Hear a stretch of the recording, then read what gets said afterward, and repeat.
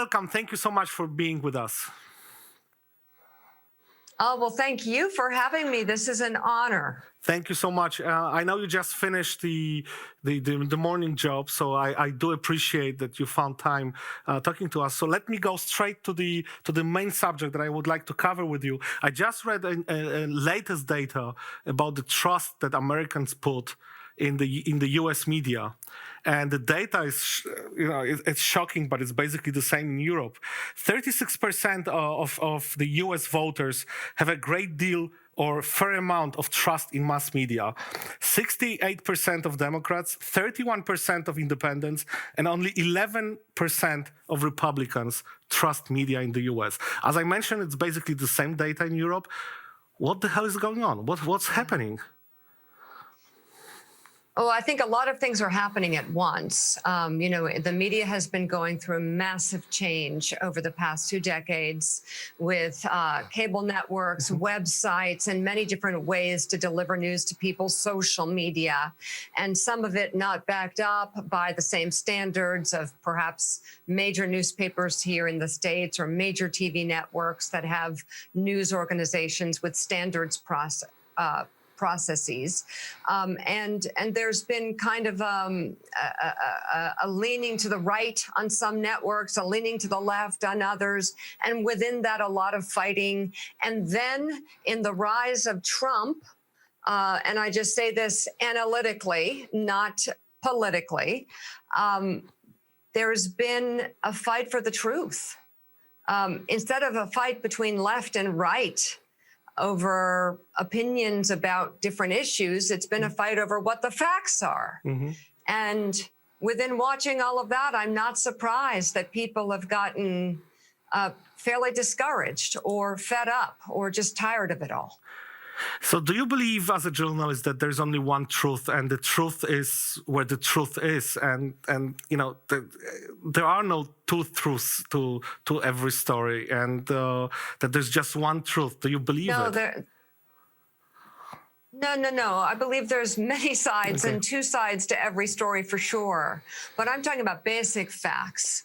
I'm talking about, for example, we have a congressional leader here in the States who was caught on tape saying something, and then he would lie about saying it, and then he would say he was saying something else, and then we would argue about those facts. And so that is all sort of trickled down from President Trump and his way of doing business here in America, which is just to make up facts about reality that are not true.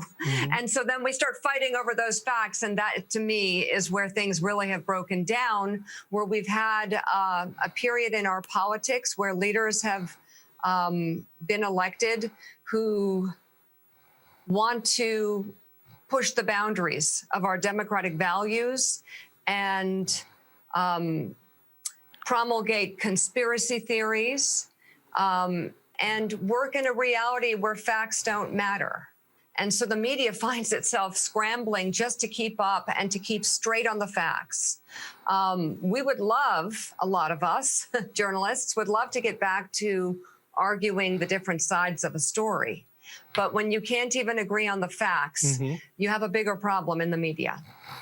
So there are a lot of people in Europe who say that democracy, and especially liberal democracy, is in danger in many places, in many spots in Europe. Do you believe that the democracy is in danger in the US as well? I do. I think that right now we're learning from Ukraine how precious democracy is and how quickly things can slip away.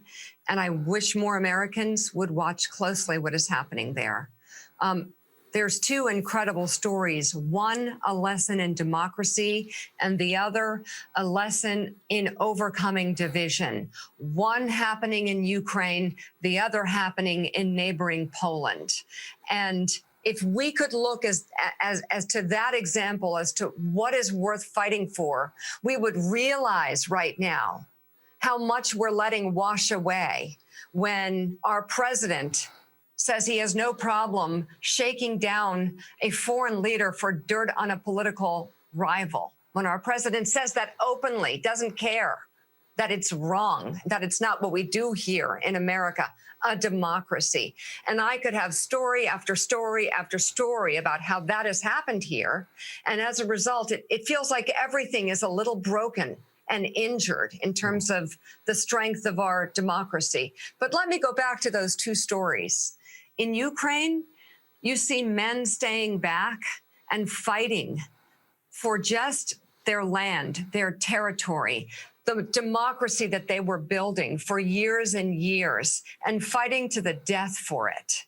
And you see in the military a shared passion, a shared mission. And you see why the Ukrainians are doing so well in the face of this Russian onslaught. It is brutal and it is painful to watch, but you see these freedom fighters, these people staying in it because what they're fighting for, democracy, freedom, is so important. That's one story. The other story is the one I was talking to you about in Poland. And while you have a divided country, Poland has been going through its own challenges over the past decade or so.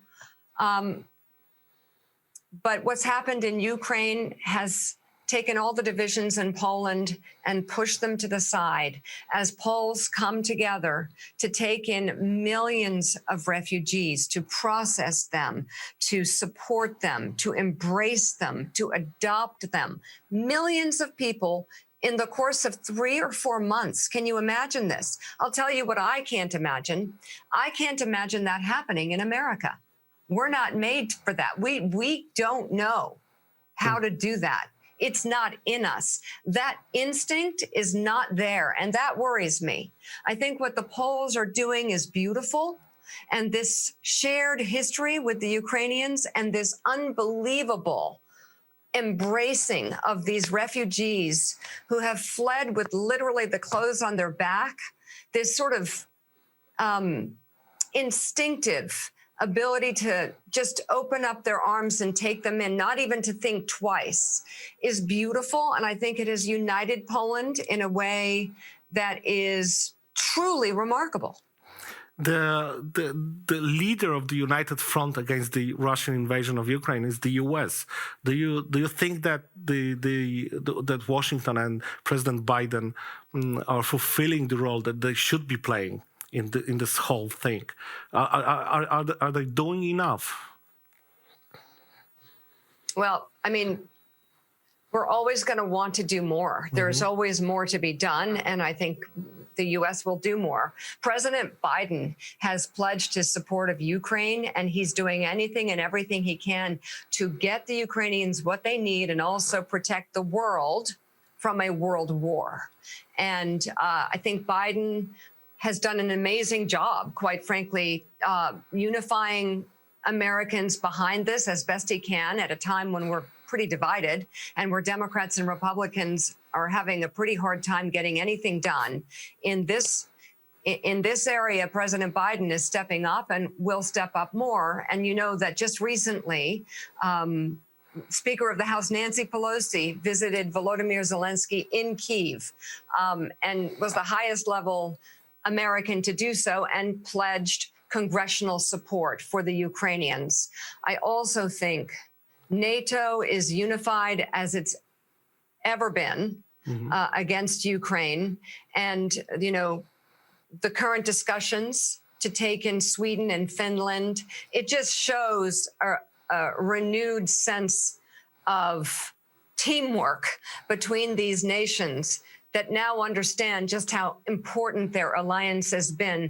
This alliance, of course, was criticized greatly during the Trump administration, cut down, in his words, at any moment that he could.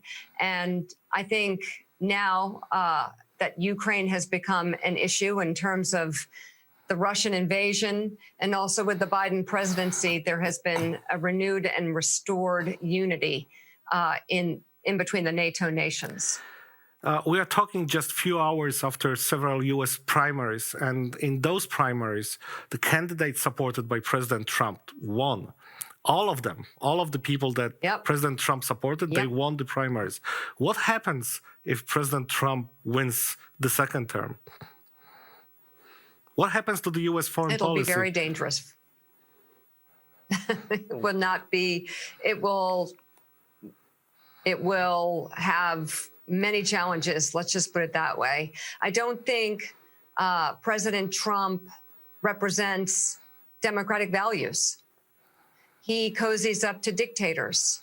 He pulled our country down when it comes to the strength of our democracy. And he works every day to divide, not unify. And the hope is that President Trump was the exception, not the rule in American history. I remember before the last election, there was this one case when I think it was MSNBC, as the first US TV station, stopped airing the press conference by President Trump because they decided that he was lying, so they decided just to cut it. There was a huge debate, not only in the US, but also in many other countries in Europe and elsewhere, about the responsibilities and duties of journalists in cases like this. Yeah. What do you think the duty of a journalist is when he's listening to someone so powerful as, for example, the US president, and you know they're lying? What would you do if you invited on your show President Trump or anybody else from the Republican Party and they lie to you? What do you do? You fact check them in real time. And a lot of the networks just wouldn't cover the Trump press conferences because they couldn't keep up with his fire hose of lies. My co-host, Joe Scarborough, often liked carrying the news conferences during our show because he could fact check them live, point by point by point by point. His knowledge of history and politics is incomparable. And that's what needs to be done, whether it's an interview or a press conference. You can't let a lie go by. A lie is different than an opinion or a point of view. We're talking about the sky is blue, and this person is saying, no, the sky is, bright yellow with purple stripes. I mean, this is the kind of lies that would come out of the president's mouth during the COVID pandemic, during the Trump presidency. He even talked about people injecting bleach under their skin in order to cure themselves of COVID. These are crazy, fantastical lies. And he would repeat his lies in such rapid succession, it was often difficult for people to keep up. But the answer to your question is, no matter what, you check the facts, you fact check him live in real time, and you speak back on these lies.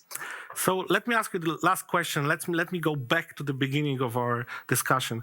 According to the latest data, only 1/3 of independent voters and only 1/10 of the Republican voters trust the U.S. media. They probably trust, Fox News. They don't trust you. Would you like them, to trust you again? Do you think it's important for you to fight for their trust? Yeah, and the only thing you can do in that fight is do a good job at journalism, stick to the facts, and continue with the work. There's no other way to get around that, and ultimately, the hope is that people will come to you for that civil conversation based on facts. You mentioned Fox News, and there are hosts on Fox News that on a nightly basis deliver a mixed bag of lies and then hang their conversations around those lies to scare people or to cozy up to Trump and his wing of the party. That does happen. And the only thing I can speak for is our show. And what we try and do every day is focus on the facts, focus on the debates around the facts.